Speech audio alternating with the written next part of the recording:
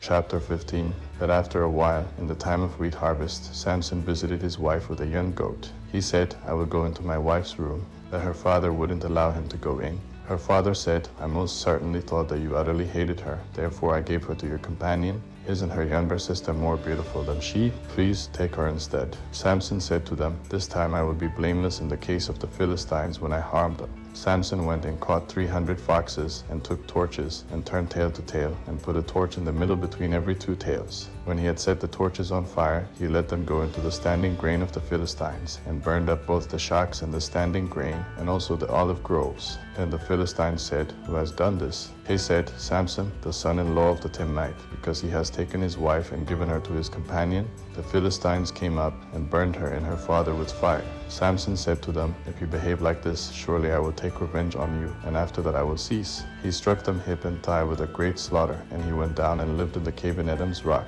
Then the Philistines went up, encamped in Judah, and spread themselves in Lehi.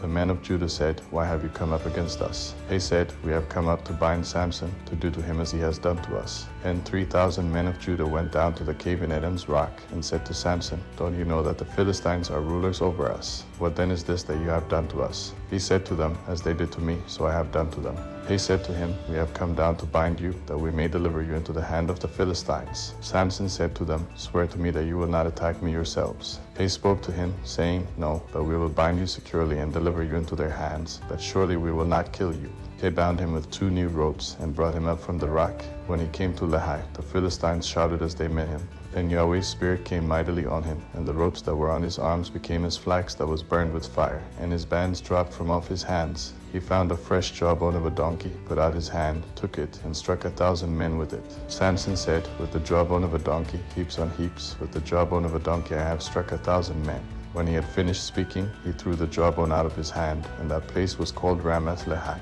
He was very thirsty, and called on Yahweh, and said, You have given this great deliverance by the hand of your servant, and now shall I die of thirst, and fall into the hands of the uncircumcised. Then God split the hollow place that is in Lehi, and water came out of it. When he had drunk, his spirit came again, and he revived. Therefore its name was called En-Hakkore, which is in Lehi, to this day.